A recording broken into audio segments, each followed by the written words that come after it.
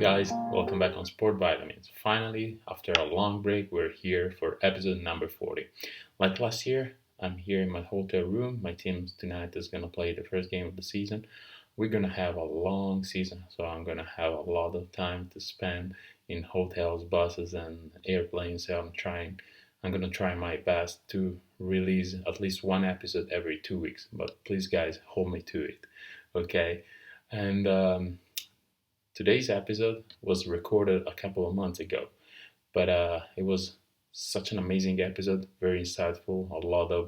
I learned so much from this episode that I decided to make it episode 1 of the new season. Today's guest is Matteo Zuretti. Matteo and I met for the first time 15 years ago in Rome at Stella Basketball Academy, which is also his alma mater.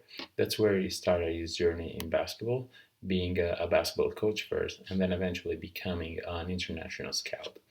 After many years there, he had the chance to join the NBPA and move to New York City. Currently, he is the Chief International Relations and Marketing for the NBPA. In this episode, Matteo and I covered so many different topics, from what is actually the NBPA to how important it is to create and own a personal brand. So, guys, without further ado, here is episode 40 with Matteo Zuretti.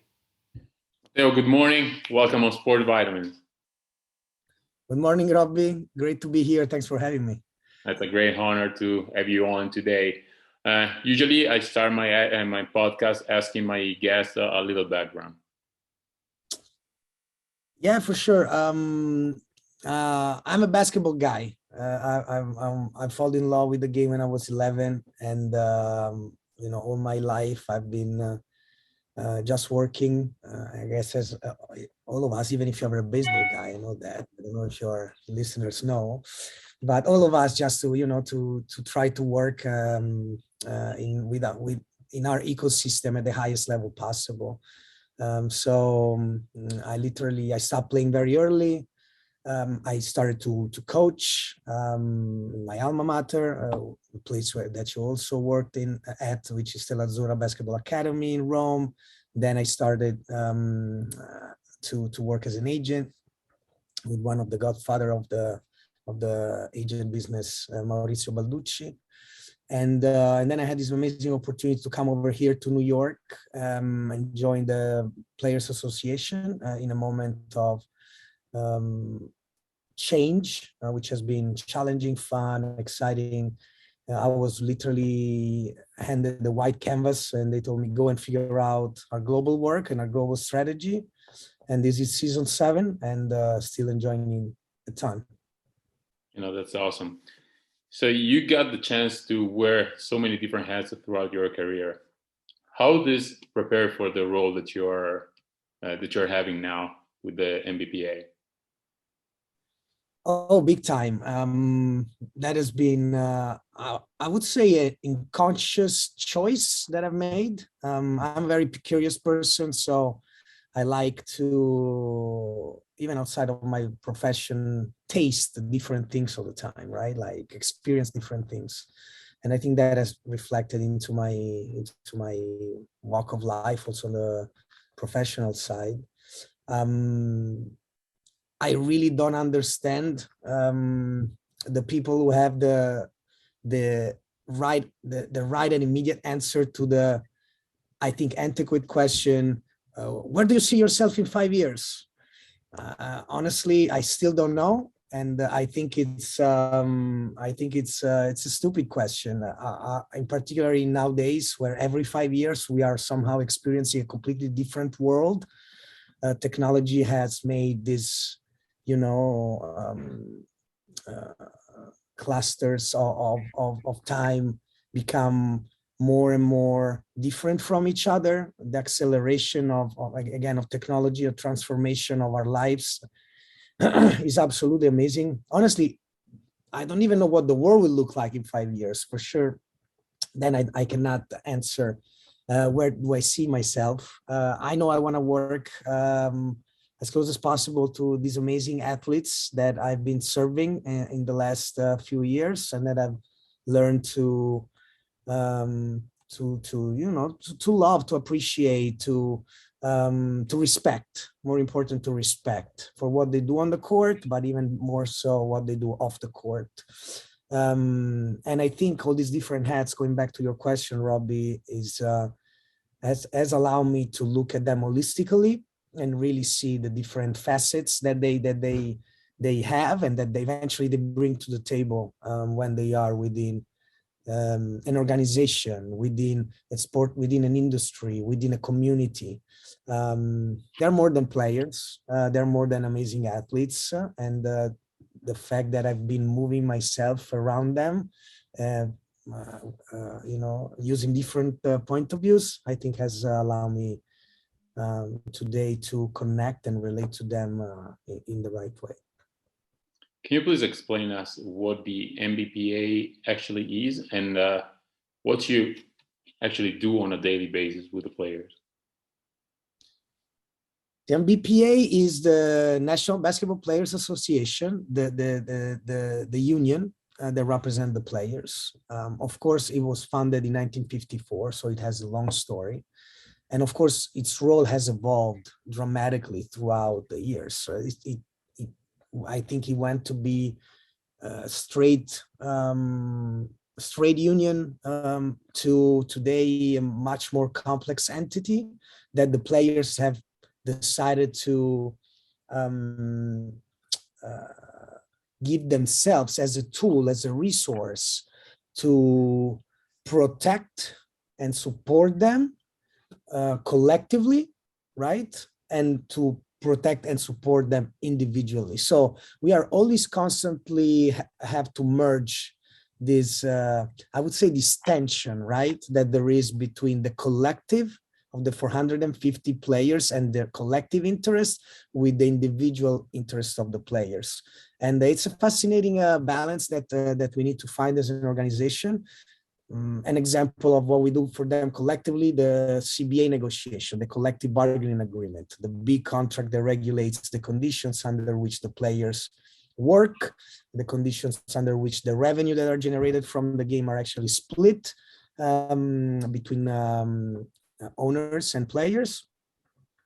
And then at the individual level, when there is issues, when there are problems, crises, sometimes misbehavior from a player perspective. So there might be, a sanctionatory action from the league. How can we make sure that the impact on the players is as limited as possible to give them the chance, even if they incur into mistake, to actually not be an issue for the growth as players, professionally, individually. And it's a very wide body of work. And on the protection development side, then of course there is the business side. As you know, the US sports industry is everything starts and ends with revenue generation, and that is something that I think in Europe we still have to figure out how we want to relate to this side of the business.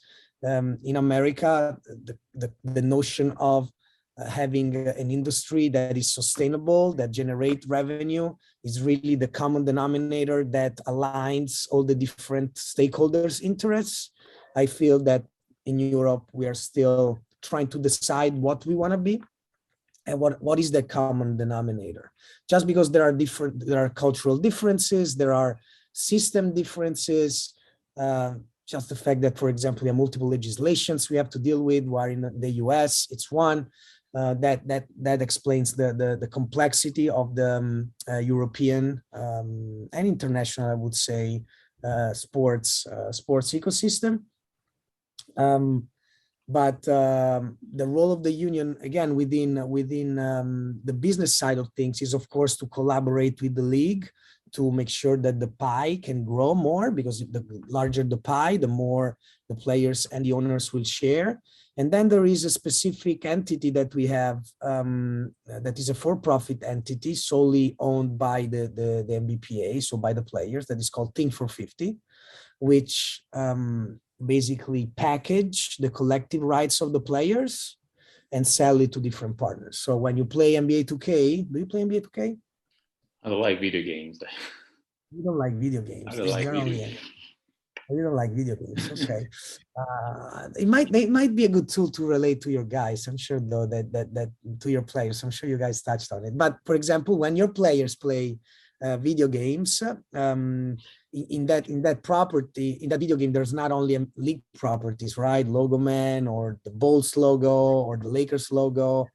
Um, there are also name, image, and likenesses of the players. And so these name, image, and likenesses are assigned by each individual player to the union. The union negotiate the deal with NBA, with 2K for NBA 2K, with Panini for trading cards, with Nike for the jerseys, because Lakers is an IP of the league, but James is an IP that the union in a collective setting sells to these partners. Then, of course, the players have their own individual deals. So each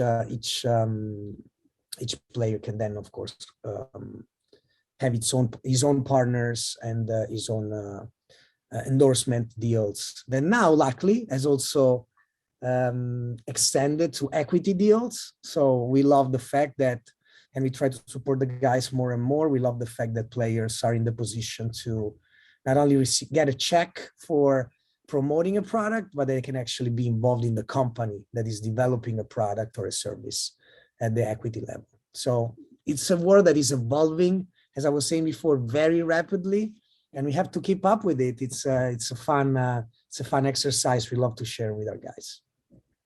Very interesting.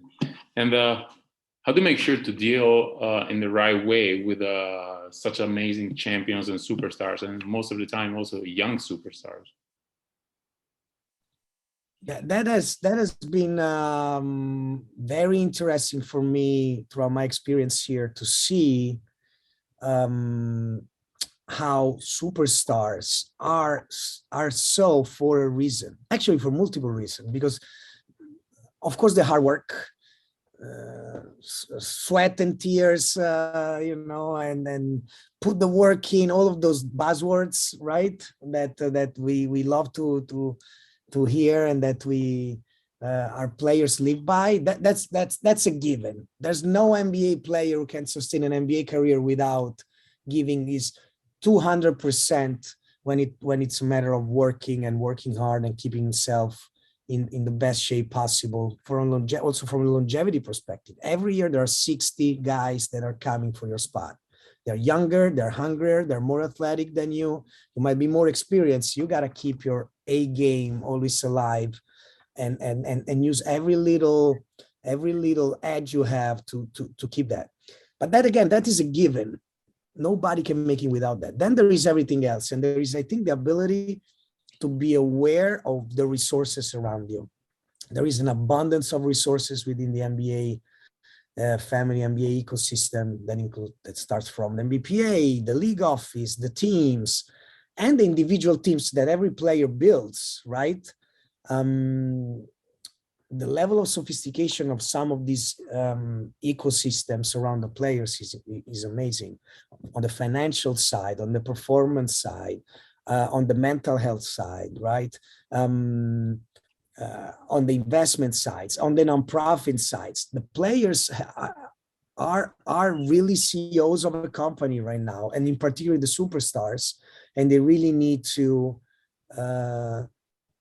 learn how to leverage the people around them, know how to direct the people around them so that they are not in the passenger seat, but that actually are in the driving seat. And that's so much of focus of what we're trying to educate them and share base case studies with them and share with the guys is you have to own. There is a certain level of ownership. I think, Roberto, this is really the key word in today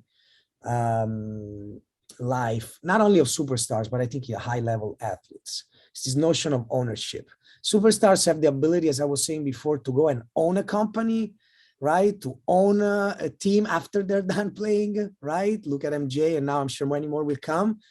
But then there's ownership of your life, right? As a human being outside of the court. And then there's ownership of your key relationships and key stakeholders in your life. That is from your training, from your trainer, from your personal physiotherapist, from the staff within your team. How do you make sure that all these people are actually in sync and the communication is good, and so that can benefit you instead of hurting you as an athlete, right?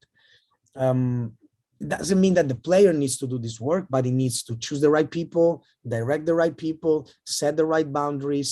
And to do that, he needs to own his life, to own the different elements that in the end, will combine and make him become the best athletes, entrepreneur, philanthropist, AKA person he can be. Can you give us some practical examples on how you guys guide the players on the creation of their own brand, and how do you guys make sure that they own their brand, like you just said?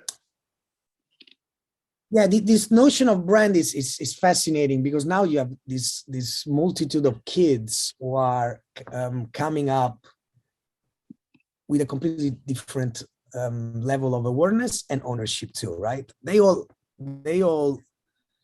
let's say rent their social media account from the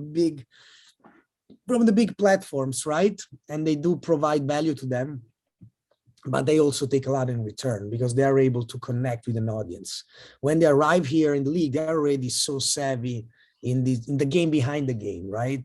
How do I make sure that I keep engaged my audience? What does my audience need? But the reality is that there are two factors that I think are key. The first factor is, who am I? Who truly am I? And this question, I have a hard time answering that. 43 years old, it might be very hard for 18, 19, 25 years old.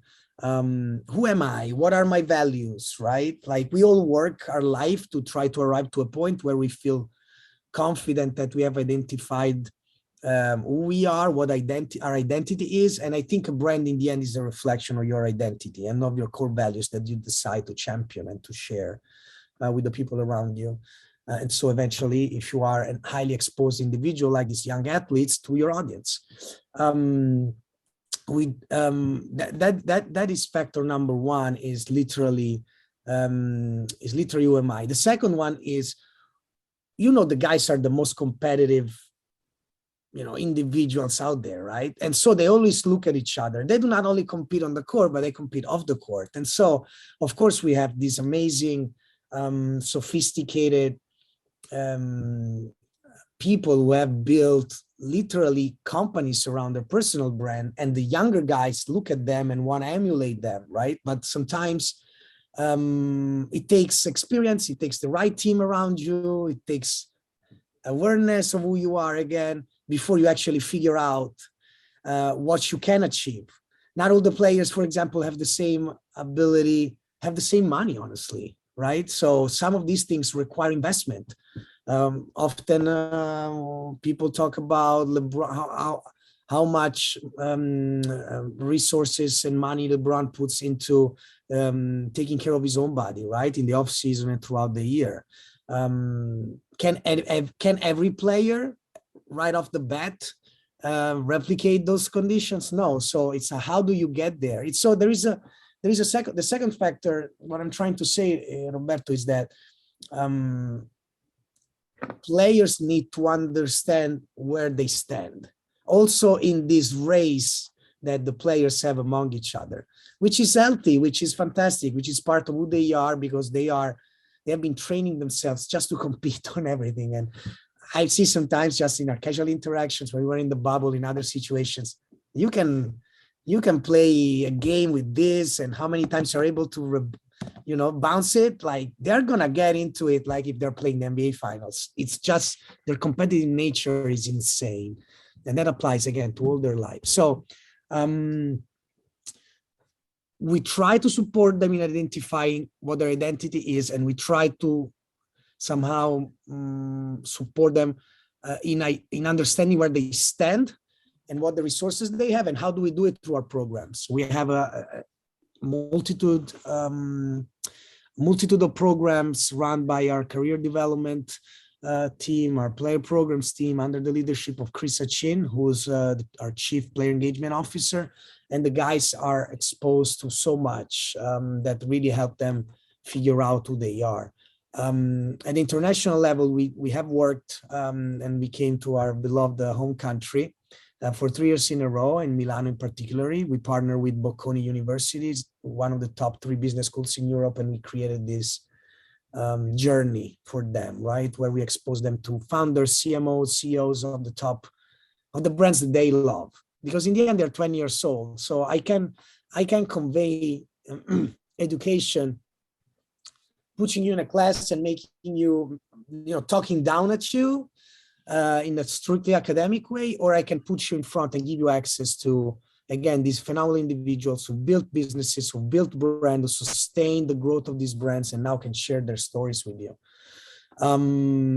So that is something that we have been doing on the brand side, and we're gonna be back in Milano this year again, and we really look forward to it. And so do the guys.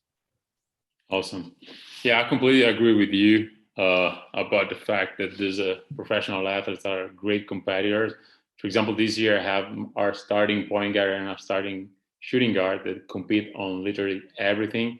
And it's really fun to watch them because they really argue also on the bus if they play cards, and if they play, like you said, with a small ball. It's like if they play Game 7 of the NBA Finals. It's crazy, but they're competitors. That's what they are. Yep. And yeah, Matteo, especially for young athletes, most of the time you can say that they get obsessed by basketball. Basketball is all their lives, and that's basically all they have. How important is for athletes in general, but also for coaches, to have some other interest in life that is not basketball related? I think this is mandatory. Like if we look at an NBA career, but I think that applies a little bit to every top athlete, right? You start very early when you're a kid, and you fall in love with the game, and you go at it, and you compete, and then you start to get the first feedback, and then you start to being able to handle the first pressure and tough moments that inevitably arrive, your injuries, you're not playing, you have to go maybe a lower level to establish yourself, blossom, and go back up. But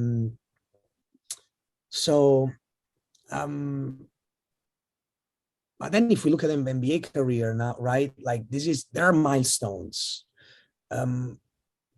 NBA players are very lucky, and they earn that luck, right? Like they work hard and they're extremely talented. They sign very lucrative contracts, right? There's a bunch of issues coming with that, right? Or threats coming with that, but that's a different conversation. I want to encourage you to look at, for example, a career of the athletes through the following milestones. A player who enters, let's say, a first rounder signs his first deal. Okay, that's a 4 years deal, regardless where he's picked in the draft. If he's a first rounder, there is some comfort there, right, from a financial perspective, but there's no comfort in terms of himself being an established player in the league. So throughout this period of time, guys are heads down. They're working hard. They're focused on the game. They are learning from the hopefully the right vets around them. They are learning good habits and not the bad ones that, of course, are there. And as a consequence of also being highly exposed and with a lot of money in their pockets at a very young age, there's a bunch of threats out there that can really undermine your ability to make the next step. And what is the next step? The next step is a second contract. And now you sign the second contract, and if you are a good player, I mean, honestly, if you don't waste your money, you're set for life. And there's some generational wealth that is already generated there. At that point, and I literally see this, the guys start to raise their head and to look around them, because in all this first period of time, they have had so many stimuli, but they were saying, thank you all. I need to prove myself that I belong to this league. right? And I want to give myself the best conditions to thrive and to have longevity in this league, because the average career of an NBA player, Roberto, is 4.5 years. So we always go, oh, LeBron has been 1 years almost. Yeah, but it's an absolute exception. And so is other players, even fantastic vets who have been around for 14, 15 years. So I believe that athletes now sign, NBA players now sign their second deal, they raise their head, and they're ready to understand better what are the resources around them. And they start to explore themselves, and they start to determine what their brand is, and they start to apply greater sense of ownership into their things. And then if they're very good, or even if they're just good, like they're gonna sign a third deal, right? And now they have been in the league for 7, 8 years. And now I think is the time, as much as they are going to be obsessed with the game and improve, because otherwise they will not stick around. That changes in a second. Now they need other stimuli. They need to access other, other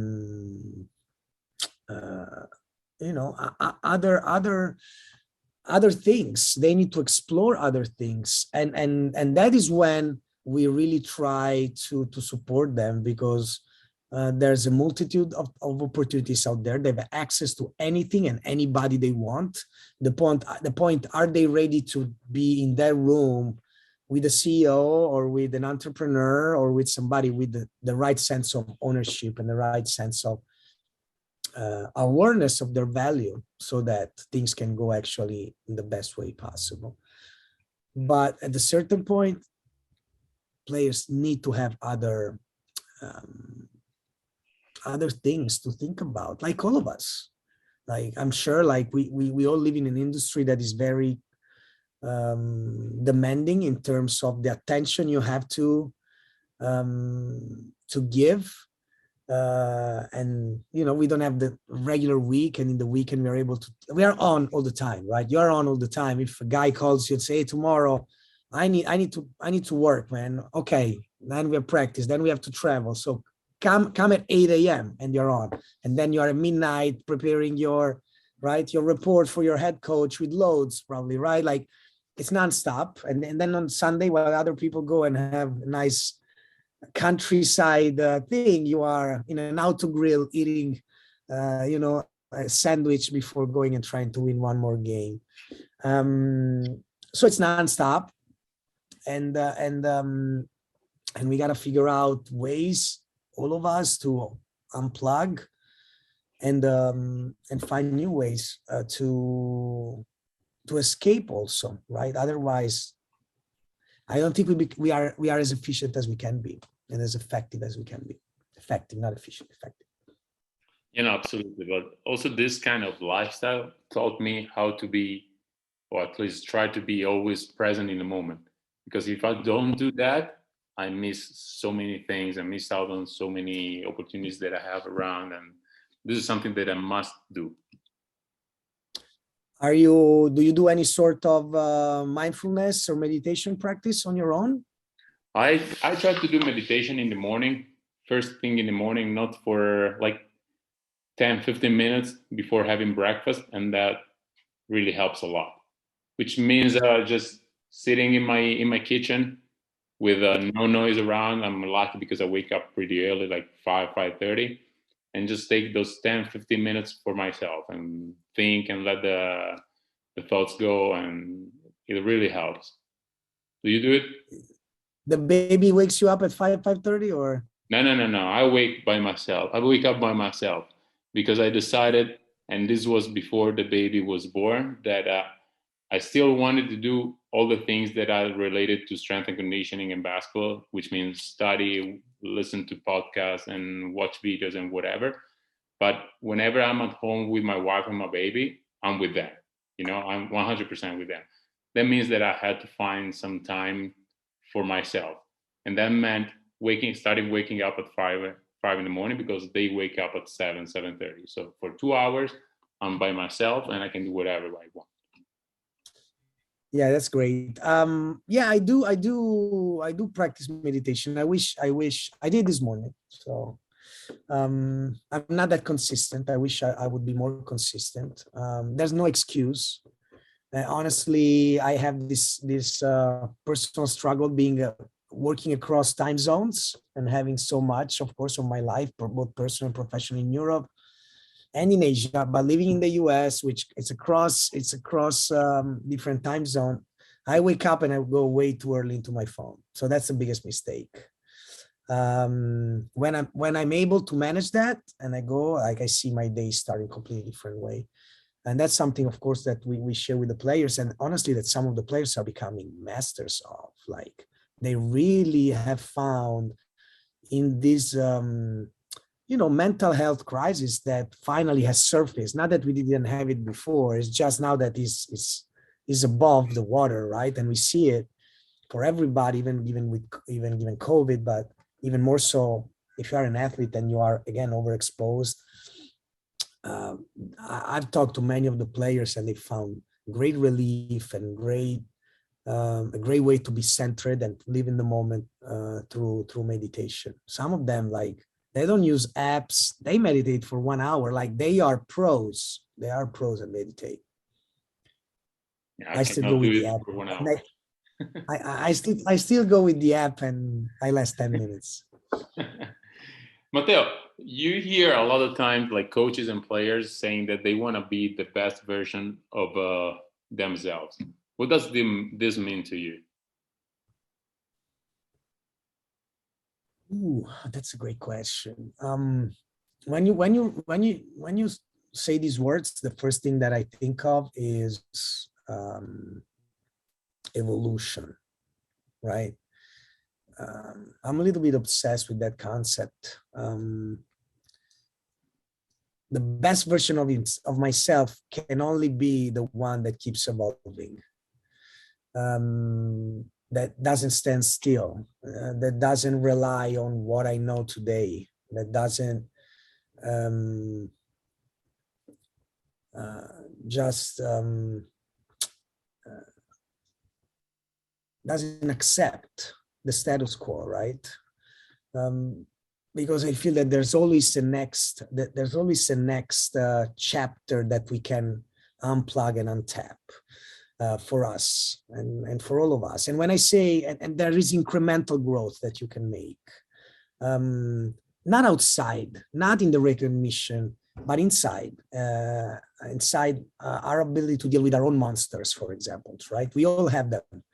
How are we dealing with them, and our ability maybe for us to have a limit that at a certain point was 100 and now it impacts us 60. That's huge. That's humongous progress.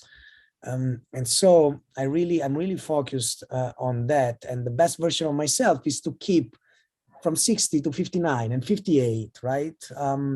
How can I assess my limits or my weaknesses and just work to reduce them? Why, and vice versa, how can I connect my strengths to make sure that they feed into each other and they can become, like a big source of, I think, of confidence, because I think that's another thing that we underestimate, as in particularly when we're growing in an industry that is very competitive and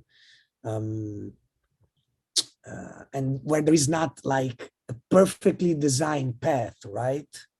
Doesn't matter if you're a strength and conditioning coach, an executive, a player, like your life can go like this. And so when you go down and things don't work, how do you find the strength to go up? That you have to find this kind of cruise control, right? And this cruise control, I think, comes in focusing into yourself and say, okay, these are the things I can work on. This weakness is really impacting my ability to be the best version of myself. So let's work on it. And this thing, I think I have upside, I have room to grow. Let's work on it and keep, like with the volume, like a DJ with the volume, keep playing and find the tune. And then I don't know if the best version of myself will ever materialize. I like to think not, because I want to keep playing with the volume. Maybe even when I'm 80 and I'm reading a book and having a gelato, by the beach in Italy somewhere. Great answer. Great answer, Matteo. Okay, let's switch gears, and I want to talk a little bit with you about two topics that are really interesting to me. One is traveling, and one is networking. How important was for you traveling throughout your career as a coach, and then as an agent, and now with your current role with the NBPA? Traveling is probably one of my biggest passions still, even though after the pandemic, I've realized how I was like, we were on a rhythm before the pandemic that was, I'm not sure was that healthy. I've started to look at travel a little bit differently after that, not because only I've appreciated what I have at home, but just because sometimes you really need to give yourself, if you can, and there are certain moments you can't, so you're just gonna keep going. Give some time to sit and think.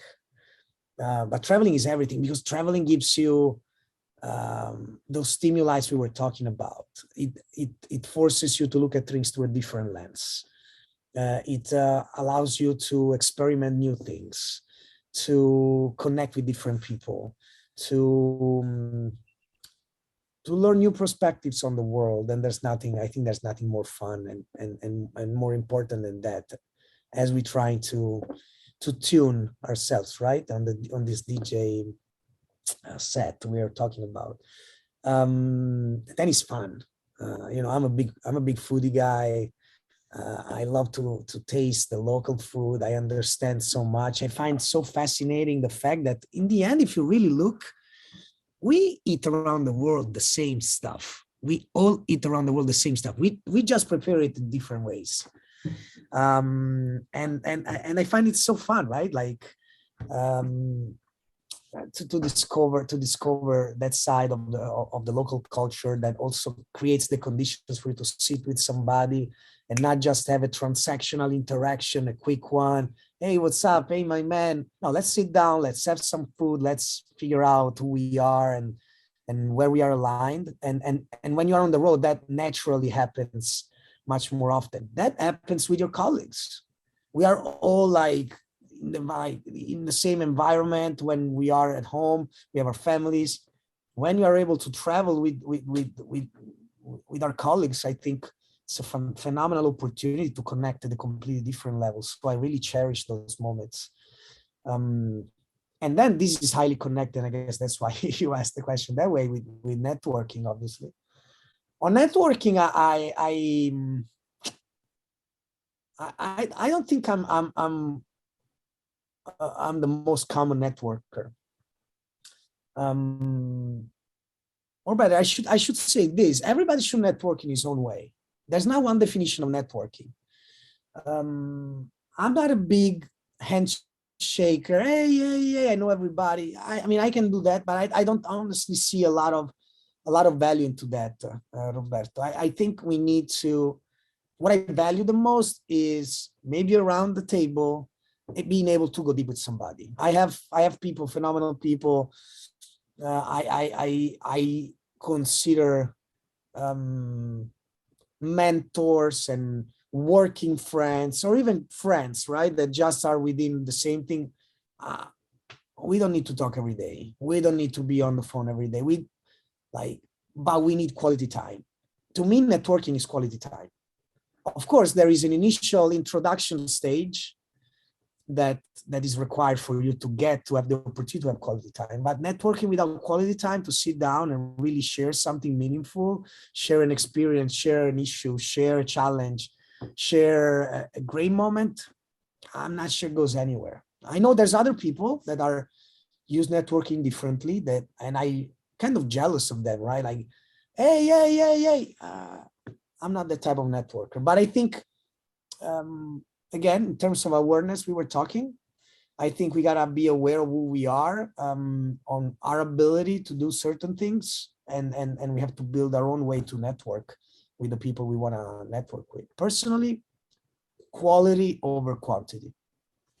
Yeah, absolutely. And as you said, sharing a dinner and maybe a good bottle of wine with a person is one of the best ways to get to know them deeply, as you said.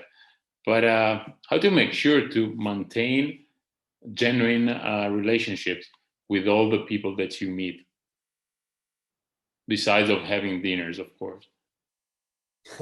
This the Latin word in vino veritas, the with some wine, truth is where the wine is somehow, if you want to translate it. I think I like to think we don't have full control on that, right? A relationship is a binary type of it's a binary thing. First step is to be genuine. If you are genuine, you're gonna attract genuine people, I think, and you're gonna cut the bullshit short. Like I'm here, I'm transparent, I'm genuine. Why you shouldn't be? And if you are now, just in the way we are communicating, your inability to be genuine is gonna be somehow exposed. So I try to, other buzz phrase, control what I can control. I want to be genuine. If I'm genuine, I'm going to uncover the fact you're not in a much easier way. And then it's a matter of know the motives sometimes, right? I think there is an etiquette, and this, for example, in America, a lot, there is an old etiquette where every conversation is to start with, "Hi, Roberto, how are you? How is the family? How's everybody? Are you really, do you really care? Or we are here to talk about business? Because if you do really care about, about my family, let's go to the restaurant and get a bottle of wine." But actually we are in a concourse and talking, and maybe we are just here to do business. And so let's be genuine also about that. Let's go straight to the point sometimes. That is a little bit I think also that is part of being genuine. There's time to mingle and to learn about each other, and in particular, if we were able, being genuine to each other, to build that trust, I should be able to call and say, "Hey, Roberto, I need you to help me with this." And we shouldn't talk 15 minutes about our families, because we're talking business in that specific moment. And I care about you, and I care about your family. And I know that if I ask you, "How are you doing?" Oh, shoot, okay, hold on. We'll talk about my favor later, and we're gonna go deep into your issue, because I do care about you. But otherwise, yeah, standard conversation bores me a little bit. I like to have different things all the time on the plate to discuss with people. And sometimes it's just transactional stuff, and you have to accept it. I like it. Great answer, Matteo. Okay, Matteo, I would like to talk a little bit about one of your mentors.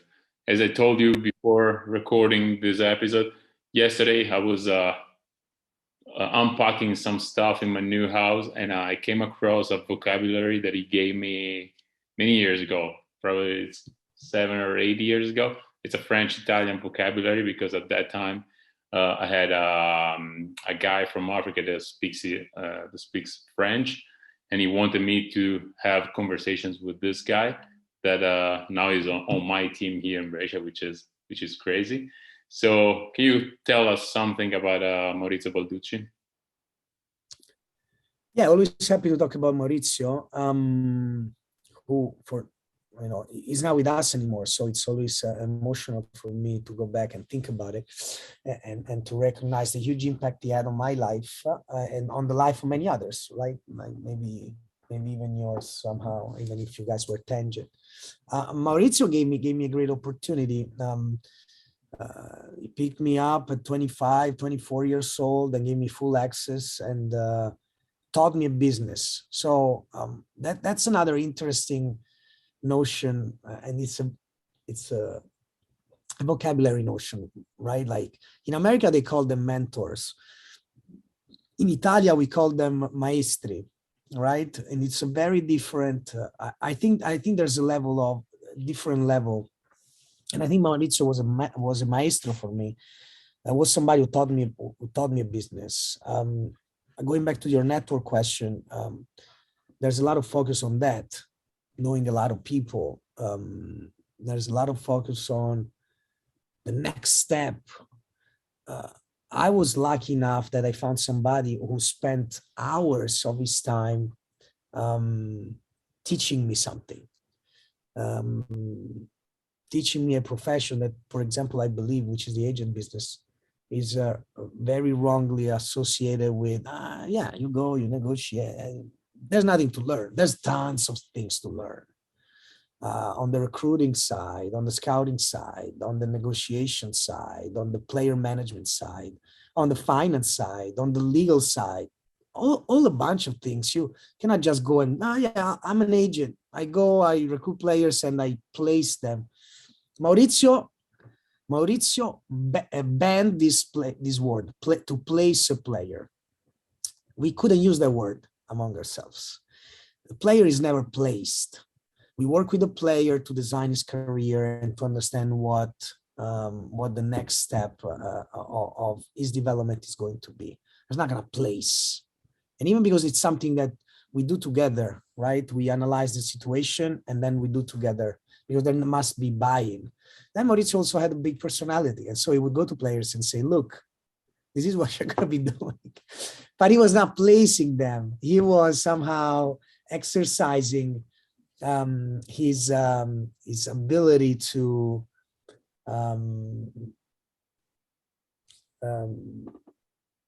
convince somebody or to seduce somebody. Maurizio was the greatest seducer I've ever met.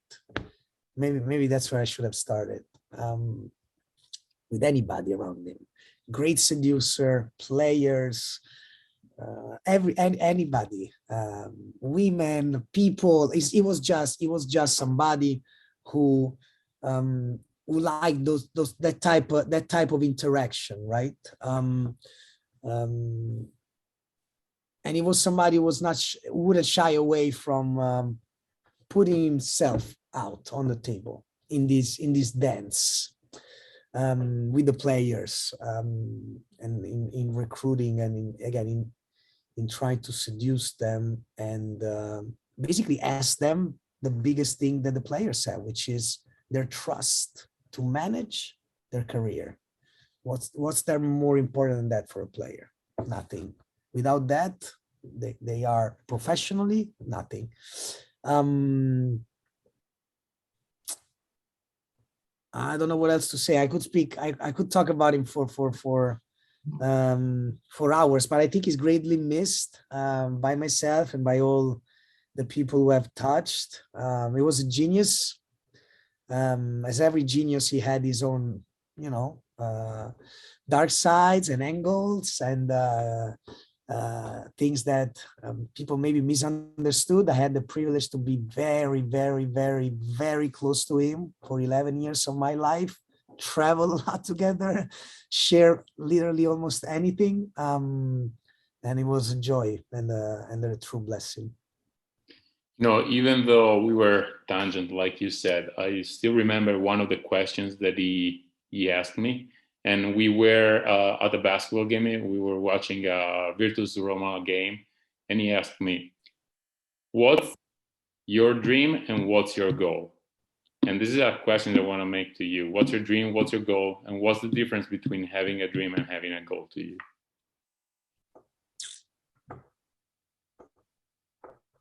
Damn, Maurizio, you keep chasing me with your tough questions. I thought I was done. Damn, this stuff. The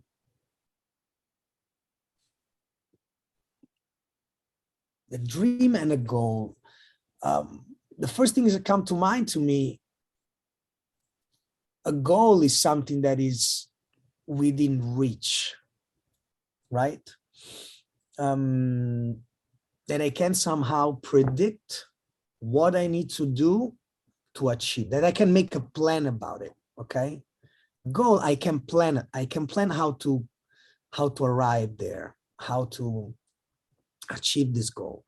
Then I might or I might not achieve that goal, but I can plan it out. I think a dream is a higher level, it's a higher level, almost a state of mind, you know, like it's something that is not within reach, is up there, is out there. Honestly, I don't have to think about my dream every day. It's like a North Star, okay? Maybe that's the right way to say it. It's a dream is a North Star that I know is there and that somehow will inform everything I'm doing. A goal is something I can plan for and trying to achieve. And the reality is that between where I'm standing now and my dream, there's a bunch of goals that I have to achieve, right? So I think they're just two different dimensions. Probably a dream is something I should never achieve, because then it's not a dream anymore, right? While I have plenty of goals that I want to achieve. I think my dream is keep evolving, Roberto. I really hope that I will be able to keep evolving as a human being, as a professional, and finding new things of myself that are hidden or that I underestimated. That is really what I keep trying to do. Then I have a fantastic platform to do that, which is professional sports, which is our basketball industry, which is a world that has given me so much. And I guess the goal there in the short term is really to make sure to build greater community among our international players. Because I think that can unpack somehow what my dream is. Because if with my team, I'm able to develop the conditions for these people with so many different identities to find a common voice, okay, and to feel stronger as a community, I think I will be able to somehow connect a series of hyper powerful dots that are their identities, are their own personal communities, and basically we are merging everything. And I cannot think of anything closer to the notion of evolving connected to it, because from this clash of identities, something new and something unexpected can actually generate. And so I guess my dream is keep evolving, and my next goal is clash all these identities of our phenomenal young men to generate something that is completely unexpected, even to me right now. I love it. I love it. Matteo, it's been a great episode, very insightful. Usually we finish off with 3 rapid fire questions. Maurizio's ones or yours? What? Maurizio's or yours? Because if they're Maurizio's type of questions, I won't be able to. Mine. I won't be able to be brief. No, mine. Easy ones now. Okay, number 1, your favorite book. My favorite book overall, I love Carver. It's a minimalist novelist from the US. There's not a specific one that I would recommend, but it really helped me, I think, understand America better. This when I was a teenager and I went, as you did, as an exchange student to America. I was reading a lot of his books. So I would say Carver. If there's anybody on your team that on your audience that is wants to understand America better. And though a book that I'm really connected to is La Linea d'Ombra. It's Shadow Line, and I think it's a book about jumping from one phase of life to the other. yeah, I'm really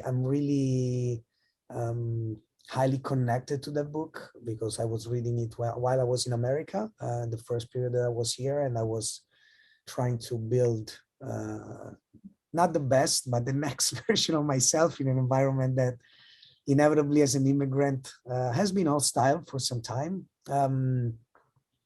And full of challenges, not because of the people around me. So yeah, The Shadow Line, I think it's another book I would recommend.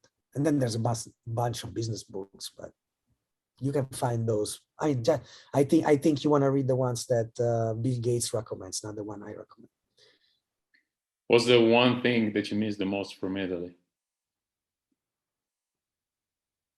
Tell me again. One thing that you miss the most from Italy?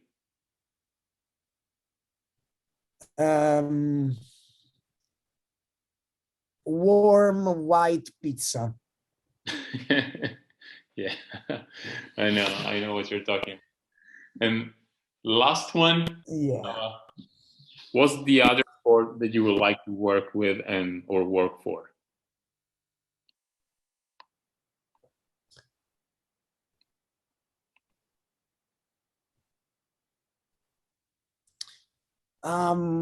I mean, of course, I go immediately to football just because of the relevancy of that space. At the same time, I know there are very different rules. I think it's fascinating the potential trajectory that football can have in the US in the following years. So merging powerful game, right? And its tradition and its heritage with US sports industry mentality and resources. I think that's something that would be fun.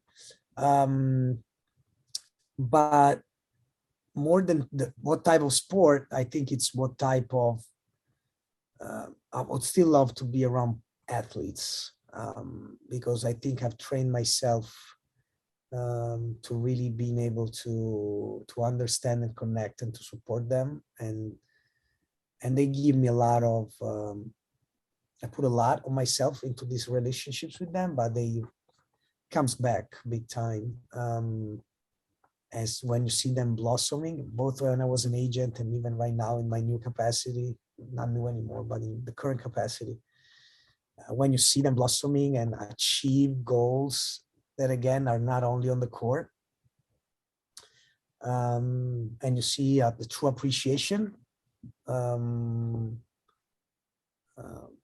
for coming from them, I think is very fulfilling, And that doesn't happen often because players and athletes have a lot of resources, and there are, but there are specific moments and specific type of people and athletes that you can support that can really make a lot of those Sundays in an outer grill worth having. Got it. Matteo, before wrapping up with this episode, is there anything you want to add or a message you want to leave our listeners with? Oh, I think I spoke too much, so not really sure there's much more to add here. But no, I'm happy. I want to share a message with you. I'm happy, indirectly to your audience. I'm happy there are spaces like this one that you have been cultivating. I'm a big believer in creating spaces for exchange and for people to reflect. And I love the notion of you being able to build this and being consistent with it. Because I know it's not easy and it's a commitment. Because I think we are hyper connected, but at the same time, how can we be meaningfully connected? And I think these type of spaces are the way to do it. Just sharing our knowledge and our questions among ourselves and among each other, I think is a great thing. So thank you for having me, and good luck to you and whoever is listening to this. Thank you very much, Matteo. Thanks for taking the time and spending some time with us today.